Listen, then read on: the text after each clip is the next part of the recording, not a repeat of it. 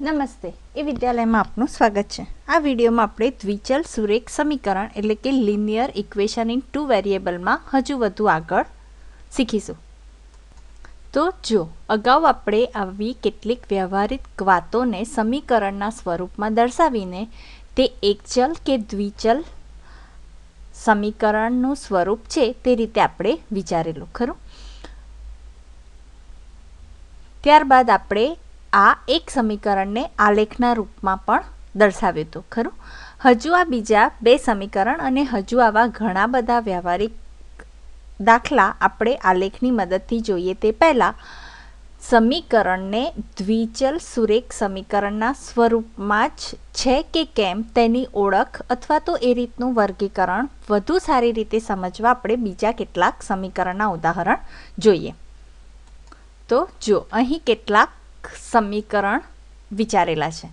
આ સમીકરણ દ્વિચલ સુરેખ સમીકરણ છે કે નહીં એ આપણે કેવી રીતે જાણી શકીશું? જો એ રીતની જાણકારી જો આપણને પહેલેથી મળે તો આપણને એને આલેખના સ્વરૂપમાં દર્શાવવું ઘણું સરળ રહે ખરું। તો આપણે અગાઉ જોયું કે દ્વિચલ સુરેખ સમીકરણનું પ્રમાણિત સ્વરૂપ આપણે કેવી રીતે વિચારીએ છીએ। જો એને આપણે આ રીતે ax plus by plus c equal to 0 એ રીતે વિચારીએ છીએ ખરું। તો અહીં દરેક સમીકરણને જો આપણે આ રીતે લઈ શકીએ, દરેક સમીકરણને આપણે આ રીતે વિચારવાની કોશિશ કરીશું અને જે સમીકરણ આ સ્વરૂપમાં મળે તે સમીકરણ દ્વિચલ સુરેખ સમીકરણ હશે ખરું। એક વાત કે એમાં બે ચલ હોવા જોઈએ અને બીજી વાત એનું આ રીતનું સ્વરૂપ બનવું જોઈએ ખરું, જેમાં abc વાસ્તવિક સંખ્યાઓ છે અને a અને b એકસાથે શૂન્ય નથી તથા x અને yના ઘાતાંક 1 હોવા જોઈએ ખરું। તો જ તો એ સુરેખ સમીકરણના સ્વરૂપમાં મળશે અથવા તો ત્યારે જ તો આપણે એને બે ચલ કહી શકીશું, નહીંતર જો એનું વર્ગ એ રીતે હોય તો એ બીજા વધારે ચલ બને ખરું। તો અહીં આ પહેલું સમીકરણ જોઈએ કે 4x plus 7y equal to 5। તો જો અહીં હું આ સ્વરૂપ પ્રમાણિત સ્વરૂપમાં ફેરવવા માટે આપણે શું વિચારી શકીએ કે 4x plus 7y minus 5 equal to 0। તો અહીં આપણને આ રીતે a equal to 4, b equal to 7 અને c ઇક્વલ ટુ માઇનસ 5 એ રીતે મળશે। a બરાબર 4, b બરાબર 7 અને c બરાબર -5।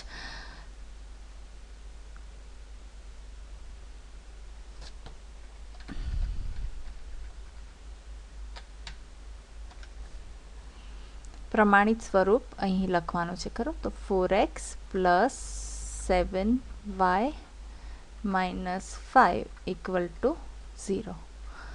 તો અહીં a equal to 4, b equal to 7 ને c ઇક્વલ ટુ -5। તો આપણે કહી શકીએ કે આ સમીકરણ દ્વિચલ સુરેખ સમીકરણ છે। આલેખમાં આપણને સમીકરણના સમાધાન કરતી x અને yની ક્રમયુક્ત અનંત જોડ મળશે ખરું। હવે આ બીજા સમીકરણની તો જો અહીં ભલે y આપણને નથી આપેલો અથવા તો બીજો ચલ નથી જોઈ શકાતો, પણ આપણે આવું પણ તો લખી શકીએ છીએ કે 3x પ્લસ 0y ખરું। જ્યારે અહીં y નથી તો હું એને 0 સાથે ગુણીને મૂકી શકું, આપણે આવું વિચારી શકીએ। તો આ સમીકરણને આપણે આ રીતના દ્વિચલની રીતના પ્રમાણિત સ્વરૂપમાં વિચારી શકીએ છીએ, દ્વિચલ સમીકરણની રીતે ખરું। તો અહીં આ રીતે 3x plus 0y minus 6 equal to 0 અને a equal to 3, b equal to 0 ને c ઇક્વલ ટુ c બરાબર -6। તો આપણે કહી શકીએ કે આ સમીકરણ દ્વિચલ સુરેખ સમીકરણ છે। આપણે આવા સમીકરણને આલેખની મદદથી પણ ચકાસીશું કે ખરેખર શું સમરેખ બિંદુઓ મળે છે આલેખમાં x અને y યામમાં। તો હવે આ સમીકરણ જોઈએ। તો આ સમીકરણ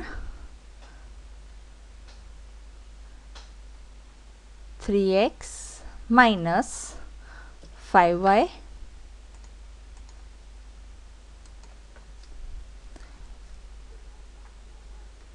ઇક્વલ ટુ 2. તો અહીં તો એકદમ સ્પષ્ટ છે કે આ પણ દ્વિચલ સુરેખ સમીકરણ છે. a ઇક્વલ ટુ 3, b બરાબર -5 અને c બરાબર 2. ખરું? સોરી, અહીં c બરાબર -2 એ રીતનો ઉકેલ મળશે. અને સમીકરણને ઉકેલીશું ત્યારે એક્સ અને વાયની ક્રમયુક્ત જોડ મળશે. ખરું? જે આલેખમાં સમરેખ હશે. હવે આ સમીકરણ તો જો અહીં એક્સની આ રીતે 2 ઘાતાંક છે, એટલે કે આ સુરેખ સમીકરણ નથી. અહીંયા સ્પષ્ટ છે, સુરેખ સમીકરણમાં માત્ર 2 ચલ હોવા જોઈએ. અહીંયા 1, 1, 2 એ રીતે 3 ચલ થઈ જશે. ખરું? તો આ સુરેખ સમીકરણ નથી. ax પ્લસ by પ્લસ cના સ્વરૂપમાં નથી. અહીં એક્સની 2 ઘાતાંક છે. હવે આ સમીકરણ વિચારીએ તો અહીં આ સમીકરણ એ જો 0x એ રીતે આપણે લઈ શકીએ, 6y વત્તા 0 બરાબર 0. તો આપણે કહી શકીએ કે આ સુરેખ સમીકરણ છે. a c 0 છે અને બીનું મૂલ્ય 6 છે. ખરું? હવે આ સમીકરણની વાત કરીએ તો અહીં એક્સ અને વાય ગુણાયેલા છે. પ્રમાણિત આ દ્વિચલ સુરેખ સમીકરણના પ્રમાણિત સ્વરૂપ સાથે અહીં કોઈ મેળ નથી. ખરું? તો આપણે કહીએ કે આ દ્વિચલ સુરેખ સમીકરણ નથી. હવે આ સમીકરણ જો અહીં પણ આ રીતની 2 ઘાતાંક છે, માટે આ પણ દ્વિચલ સુરેખ સમીકરણ નથી. આ સમીકરણ હવે જો અહીં એક્સ અને વાયની 1 ઘાતાંક છે, તો આપણે એનું આ રીતનું પ્રમાણિત સ્વરૂપ વિચારીએ કે √2x માઇનસ વાય, અહીં આપણે આ રીતે સાદુરૂપ આપીએ -y અને +3 ઇક્વલ ટુ 0. તો આપણે કહી શકીએ કે આ પ્રમાણિત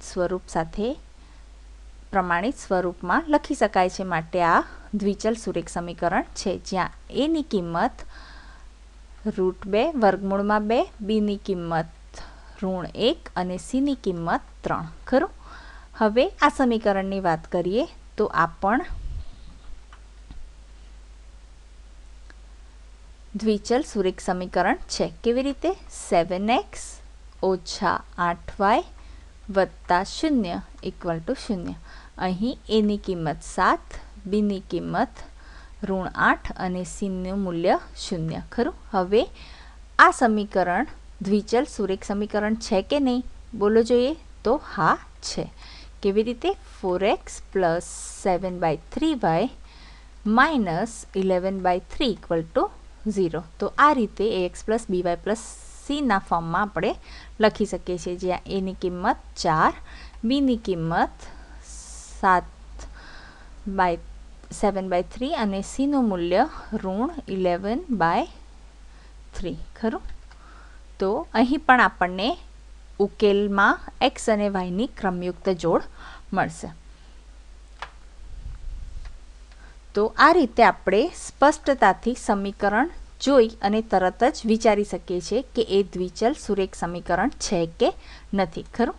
હવે આપણે આ સમીકરણના ઉકેલ મેળવવા વિશે જોઈએ. તો જો આ પહેલા સમીકરણની જ વાત કરીએ, તો જો આ પહેલા સમીકરણની વાત કરીએ કે 4x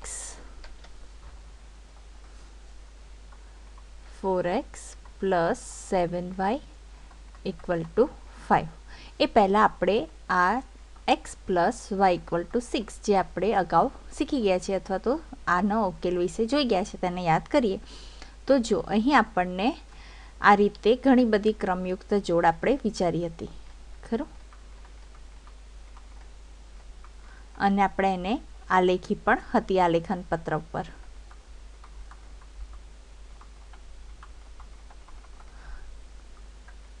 એ સિવાય પણ આ રીતે ઋણ સંખ્યાઓ પણ જોઈ હતી.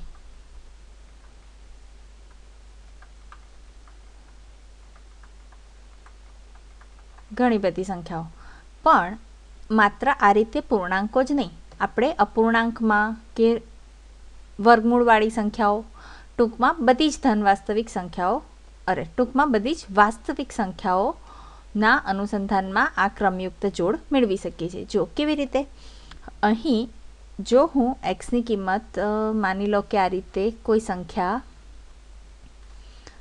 લઉં કે x = 3/2, તો y = કેટલા મળશે? 6માંથી 3/2 બાદ કરીએ તો મને y = આ રીતે 9/2 મળશે. ખરું? તો આપણે અહીં કહી શકીએ કે 3/2 9/2. ખરું? એ જ રીતે જો હું કોઈ સંખ્યા અપૂર્ણાંક સંખ્યા રીતે 5/3 એવું વિચારું તો y તરીકે મને 6માંથી આ સંખ્યા જો બાદ કરું તો 3 × 18, એમાંથી 5 બાદ થાય તો આ રીતે 11/3 yનું મૂલ્ય. ખરું? તો આ રીતે આપણે અહીં જો xનું મૂલ્ય આ રીતે લઈએ 1/2, તો yનું મૂલ્ય કેટલું મળશે? 6માંથી 1/2 બાદ થાય તો આ રીતે 11/2. ખરું? તો આ રીતે અપૂર્ણાંક સંખ્યાઓ પણ અનંત આપણે વિચારી શકીએ છીએ. x અને yના મૂલ્યોની જોડ, ક્રમયુક્ત જોડ, જેના બિંદુઓ આલેખનમાં સમરેખ જ મળશે. તો આ તો થઈ અપૂર્ણાંક સંખ્યાની વાત. આપણે હજુ કેટલીક સંખ્યાઓ, દાખલા તરીકે આવી કોઈ સંખ્યા લઉં કે x = બીજો રંગ લઈએ, x = √3, તો મને yનું મૂલ્ય શું મળશે? 6 - √3. ખરું? y = 6 - √3. તો આ રીતે √3 6 - √3. ખરું? એ જ રીતે જો √5 વિચારીએ તો √5 6 - √5. ખરું? આ રીતે ઘણી બધી ક્રમયુક્ત જોડ મળી શકે. ટૂંકમાં આવી જોડનો કોઈ જ અંત નથી. જ્યારે આપણે દ્વિચલ સુરેખ સમીકરણને ઉકેલવાનો પ્રયત્ન કરીશું ત્યારે અનંત ગણ મળે છે. x અને yના મૂલ્યોની જોડનો અનંત ગણ મળશે. ખરું? આપણે આ સમીકરણ ઉકેલવાની વાત વિચારીએ તો જો અહીં આપણે સરળતા ખાતર માની લો કે xનું મૂલ્ય આ રીતે 0 1 2 એવું લઈએ અને yનું મૂલ્ય શોધીએ. તો સૌથી પહેલાં x તરીકે 0 લઈએ તો આપણને શું મળશે? yનું મૂલ્ય અહીં 0 + 7y = 5, એટલે કે yનું મૂલ્ય આપણને આ રીતે 5/7 એવું મળશે. ખરું? તો આપણે કહી શકીએ કે 0 5/7. આ એક જોડ, એક ઘટક, અનંત ગણમાંથી આ એક ઘટક. હવે જો આપણે xનું મૂલ્ય 1 લઈએ તો 4 × 4 અને વત્તા આ રીતે 7y = 5. તો yનું મૂલ્ય શું બનશે? 5 - 4, એટલે કે આ રીતે 1/7. તો અહીં 1 અને 1/7. એ રીતે આ બીજો ઘટક મળ્યો. હવે ત્રીજો ઘટક વિચારીએ, અથવા તો આપણે આ રીતે yનું મૂલ્ય 0 1 2 એ રીતે લઈને અહીં x = 0, x = 1. ખરું? હવે અહીં y = 0 લઈએ તો જો ઉકેલ તરીકે xનું મૂલ્ય શું મળશે? ચાલો જોઈએ. 0 = 5, તો x બરાબર આપણને 5/4. તો આપણે અહીં કહી શકીએ કે 5/4 અને yનું મૂલ્ય 0. ખરું? તો આ રીતે આપણને અહીં અનંત ગણ મળશે. તો ચાલો આપણે આને પણ સંખ્યા રેખા ઉપર અથવા તો આલેખની રીતે વિચારીએ. તો જો અહીં આ દ્વિચલ સુરેખ સમીકરણના ઉકેલ ગણના આપણે આ રીતે કેટલાક ઘટકો x અને yના સ્વરૂપમાં આ રીતે x અને yના મૂલ્યો વિચારી શકીએ. ખરું? હમણાં જ આપણે આની ગણતરી કરી કે xના કેટલાક મૂલ્યો વિચારીને yની ગણતરી અને yના મૂલ્યો વિચારીને xનું મૂલ્ય શોધી શકીએ છીએ. ખરું? તો અહીં આ રીતે કેટલાક ઘટકો આપણે જોઈએ છે કે 0, 1, -5, -2 એ રીતે છે. તો આપણે એ રીતે એક્સ અને વાય અક્ષ વિચારીએ કે જો અહીં આ રીતે એક્સનું મૂલ્ય -5 સુધી આપણે લઈ જઈશું ખરું. તો આ રીતે એક્સ અક્ષ બનાવીએ. વાયનું મૂલ્ય 3.5 અને -2 એ રીતે લઈએ છીએ. તો આપણે અહીં આ રીતે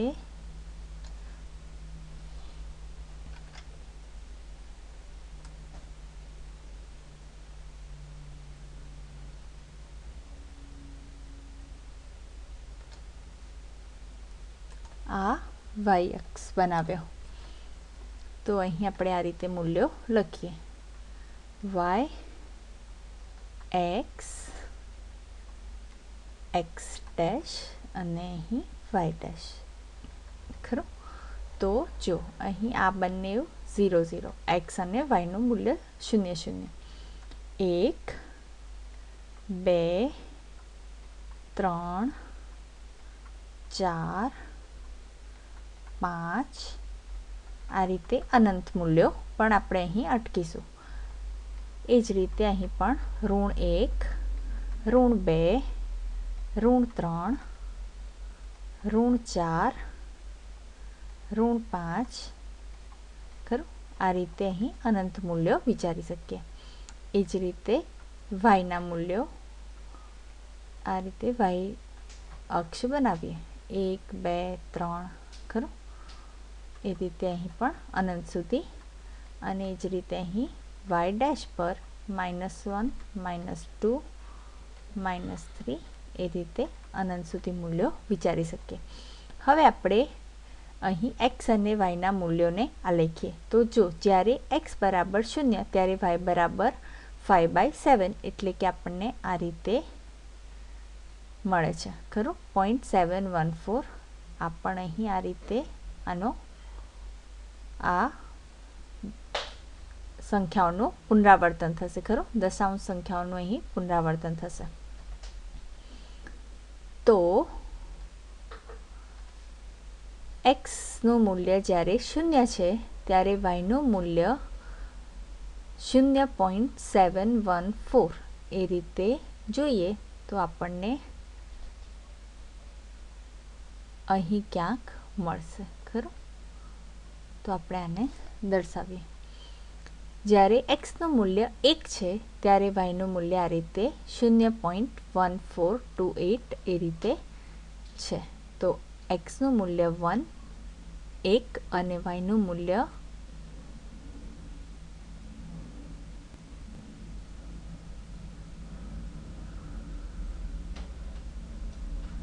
આ રીતે ક્યાંક મળશે બરાબર. એ જ રીતે જ્યારે વાયનું મૂલ્ય 0 ત્યારે અહીં 1.25 આ રીતે મળે છે ખરું. એક્સનું મૂલ્ય -5 છે ત્યારે વાયનું મૂલ્ય 3.57 તો આપણને અહીં ક્યાંક મળે ખરું. એ જ રીતે વાયનું મૂલ્ય -2 ત્યારે એક્સનું મૂલ્ય 4.75 ખરું. વાયનું મૂલ્ય -2 ત્યારે એક્સનું મૂલ્ય 4.75 તો અહીં ક્યાંક મળશે ખરું આ રીતે. તો જો હવે આપણે આ બધા જ સમરેખ બિંદુઓ જોઈ શકીએ છીએ અને એમાંથી પસાર થતી રેખા આ રીતે જો બનાવીએ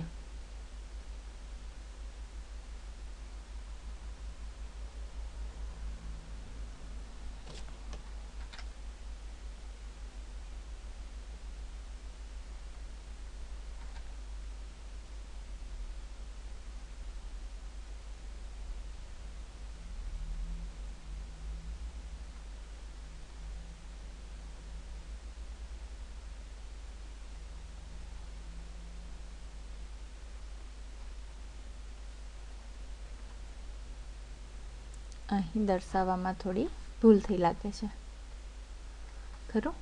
એક્સનું મૂલ્ય 0 ત્યારે આ રીતે અહીં 0.7 મળતું હશે. તો જો આ રેખા આપણે આ રીતે આ સમીકરણને આલેખી શકીએ છીએ ખરું.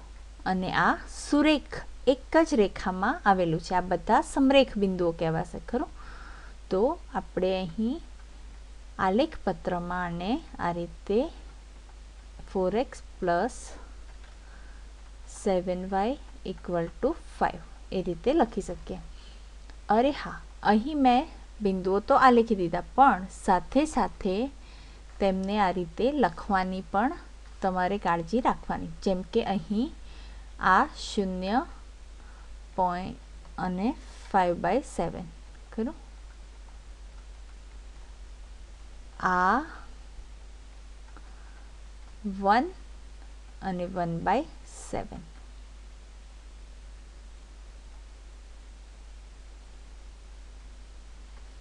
એવી જ રીતે આ મૂલ્ય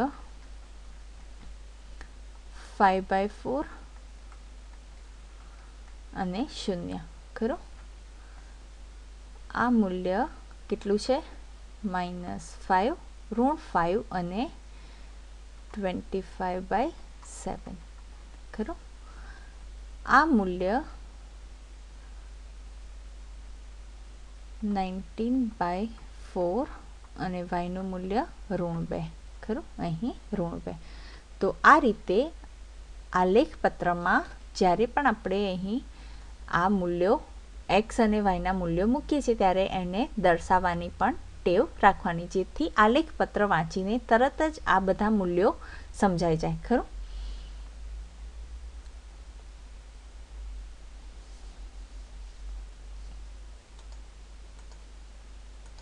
તો આ વિડીયોમાં બસ આટલું જ. હવે પછીના વિડીયોમાં આપણે હજુ વધુ દ્વિચલ સુરેખ સમીકરણના ઉકેલગણ અને ઉકેલગણના ઘટકો અને તેમના આલેખન વિશે શીખીશું. ભલે ત્યારે આવજો.